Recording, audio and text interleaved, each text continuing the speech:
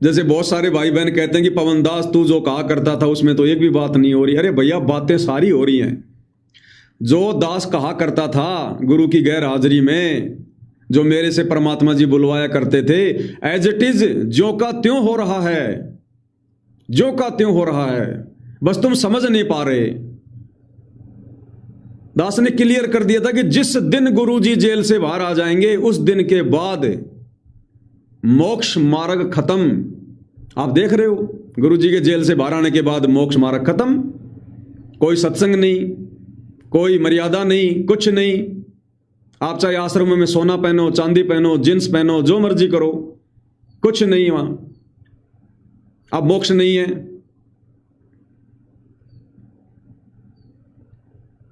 और दास ने कहा था कि इन आश्रमों में तुम जाके क्या करोगे?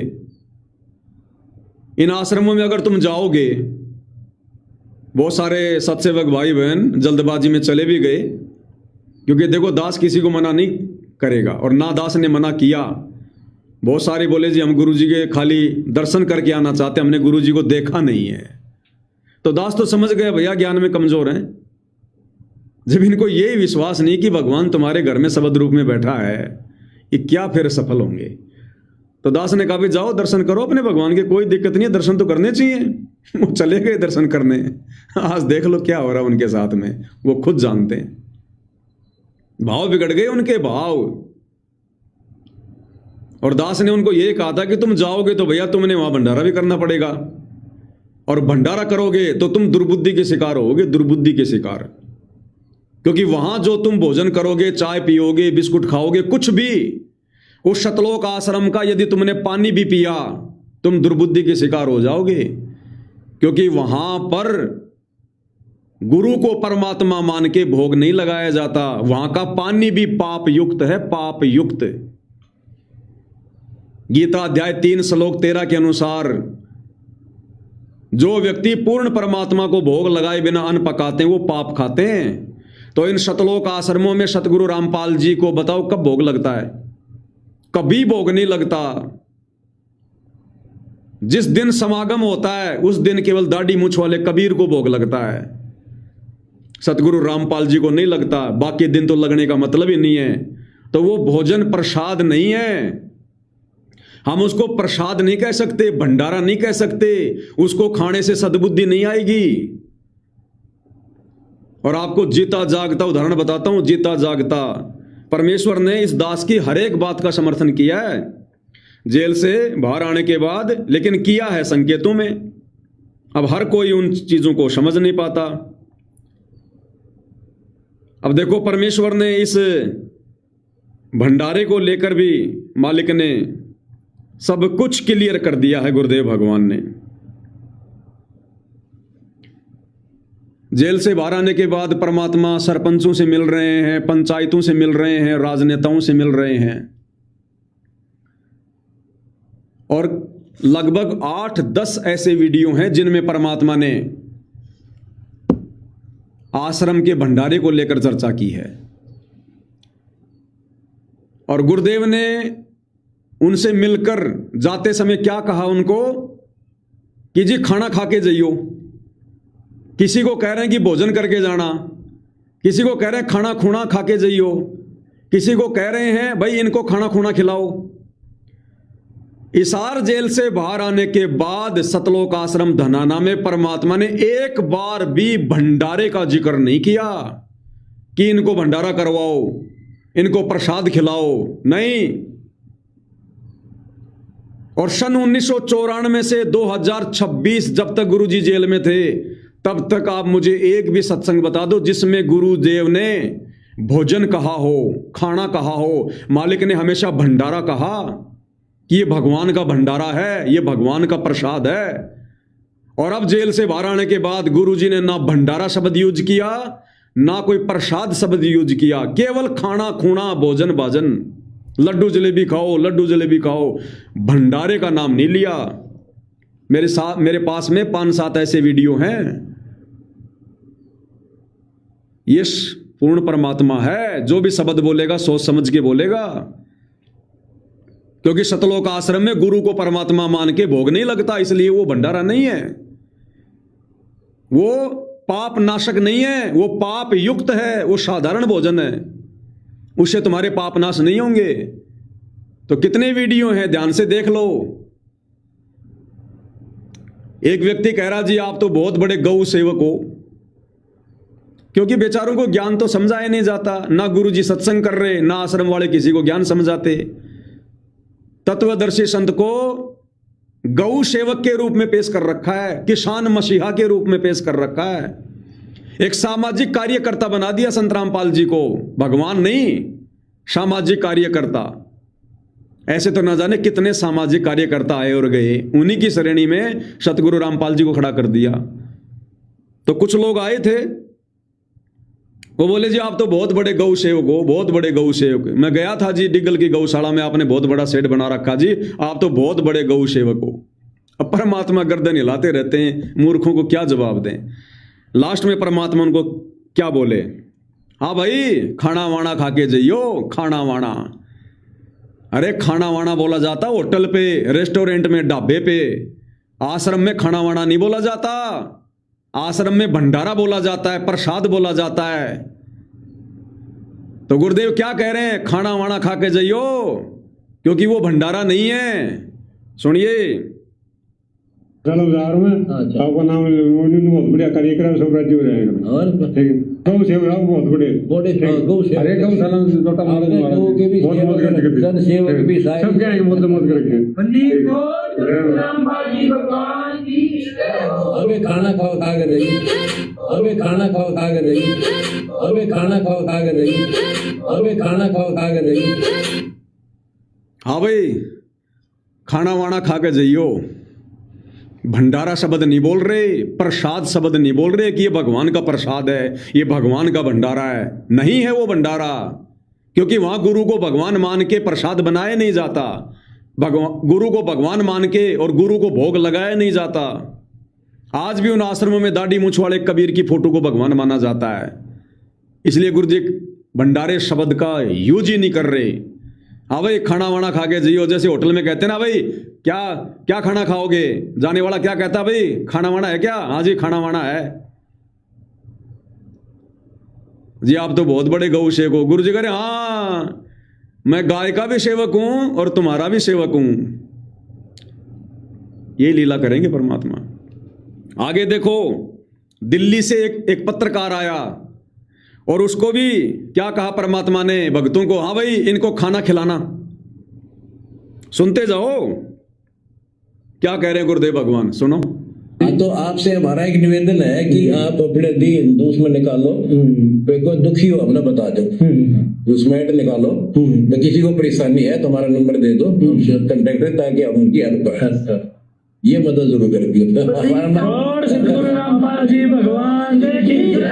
और हमने अपनी एड की जरूरत नहीं है, हमने ये सहायता दे दो ताकि हम उनको संभाल दे जाके।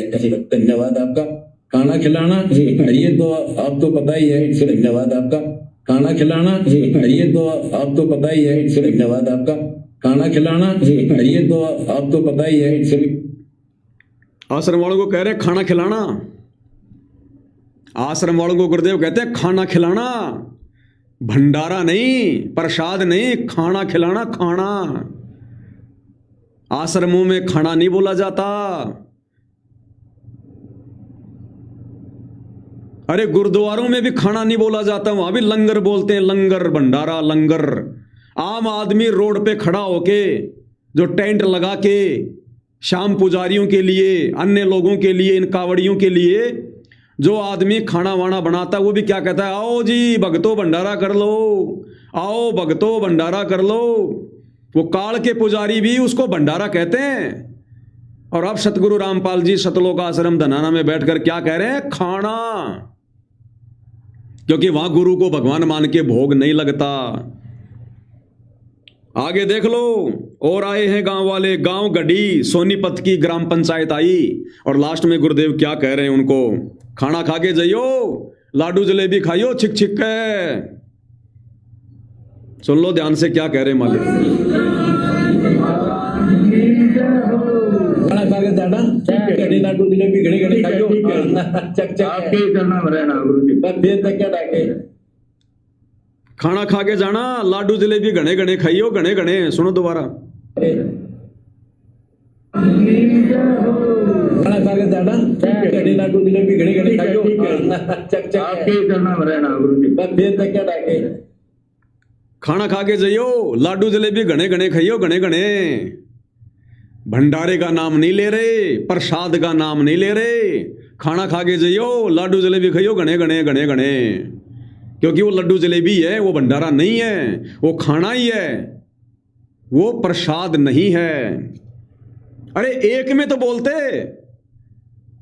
30 साल से नहीं बोला कभी गुरुजी ने खाना, केवल भंडारा बोला करते थे। अब जेल से बाहर आने के बाद एक बार भी भंडारा नहीं बोल रहे, प्रसाद नहीं बोल रहे, खाना। आगे देख लो, आगे कह रहे खाना खा लिया तुमने, लाडू जलेबी घने घने खा के जाइयो। सुन लो आगे और सुन लो क्या कह रहे हैं मालिक। हाँ गुरु बेटा ठीक है, हाँ शाबाश। हाँ खाना खा लिया तुमने? खा लिया। खाना खिलाओ, लाडू जलेबी घड़ी घड़ी खाइयो। हाँ खाना खा लिया तुमने? खाना खिलाइयो इनको, लाडू जलेबी घने घने खाइयो। भंडारा नहीं कह रहे, क्योंकि वो भंडारा है ही नहीं। इसलिए दास मना करता है कि गुरु के मना करने के बाद भी, गुरु ने संकेतों में मना कर दिया जेल से बाहर आने के बाद कि बच्चों मैं चाहे कुएं में पड़ा रहा हूं लेकिन तुम्हें पार कर दूंगा, तुम डगमग मत हो जाना। अब एक बात बताओ, शतलोक आश्रम धनाना में बैठकर सतगुरु रामपाल जी उन भक्तों को क्यों कहेंगे ये बात जो उनके सामने बैठे आश्रम में कि तुम डगमग मत हो जाना? अरे डगमग तो उस समय होना था जब गुरुजी जेल में थे। अब तो गुरुजी उनके सामने बैठे, अब क्यों कहेंगे कि तुम डगमग मत हो जाना? तो किसको कह रहे हैं गुरुजी? हम सत्सेवकों को कह रहे हैं कि डगमग मत हो जाना, मैं चाहे कुएं में पड़ा रहा हूं तुम्हें पार कर दूंगा। तो गुरुदेव ने मना कर दिया, इस कुएं में मत आना मेरे पास में, मार खा जाओगे। 11 साल से तुम्हारे साथ था, आज भी तुम्हारे साथ हूं। तो उस कुएं में केवल खाना मिलेगा पेट भरने के लिए, पाप कर्मों का नाश करवाने के लिए भंडारा नहीं मिलेगा। आगे और देख लो, हरियाणा का पूर्व जेल मंत्री ओम प्रकाश चौटाला का बेटा रणजीत चौटाला गुरुजी से मिलने गया। लास्ट में गुरुजी क्या कह रहे हैं? खाना खुना खिलाइयो भाई, खाना खुना खिलाइयो। मंत्री ने क्या कह रहे हैं सुन लो। बहुत अच्छा लगा जी, बहुत बहुत धन्यवाद, आपका आशीर्वाद मिला, लोग आपसे मिलना चाह रहे हैं। ठीक है, खाना खुना खिलाइयो भाई। कोई नहीं, मैं करूंगा जी, आप करो, लोग मिलना चाह रहे हैं। बहुत बहुत धन्यवाद आपका। ठीक है, खाना खुना खिलाइयो भाई। अरे एक भी तो ऐसा कोई वीडियो दिखा दो गुरुदेव का जिसमें जेल से बाहर आने के बाद गुरुदेव ने कहा हो कि भाई इनको भंडारा खिलाइयो, इनको प्रसाद खिलाइयो।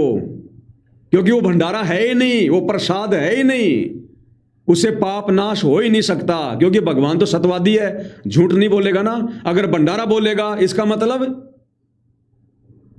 अगर भंडारा बोलेगा इसका मतलब वो पाप नाश करेगा, तो वो पाप नाश नहीं करेगा। क्यों? क्योंकि अब वहां सब गुरु को मानुष मानने वाले हैं।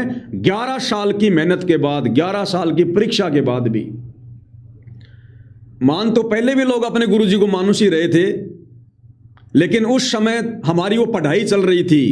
अब हमारी परीक्षा हो चुकी है, परीक्षा रिजल्ट आ चुका है। अब 11 साल जेल में बैठ के परीक्षा ली भगवान ने। उसके बाद भी अगर कोई नहीं सुधरा, गुरु को परमात्मा नहीं माना, तो अब गुरु का वहां कोई आशीर्वाद किसी प्रकार का नहीं है, कोई राहत नहीं है गुरु जी की तरफ से। अब जैसा दान पुण्य करोगे वो तो भगवान देता है। अरे वो दान पुण्य तो यदि कोई मंदिर में करता था उसका भी नहीं जाता था बेकार। परमात्मा कहते हैं धर्म तो 10 के नहीं 10 के तीनों लोक। दान धर्म तो चाहे कहीं भी कर दो वो अवश्य मिलता है, भले वो कुत्ते के शरीर में मिलेगा, लेकिन मोक्ष नहीं मिलेगा। तो अब इन आश्रमों में जो दान धर्म किया जाएगा, ज्योति पाठ होंगे, केवल अगले जन्म में आपको धन मिलेगा, मोक्ष नहीं मिलेगा। इसलिए भाइयों और बहनों, दास की वैसे तो मैं 2 कोटि का जी हूं, लेकिन परमात्मा जो संदेशा दिलवाते हैं वो मुझ पवन दास की बातें मत माना करो। पवन दास केवल शरीर है, अंदर से भगवान बोल रहे हैं।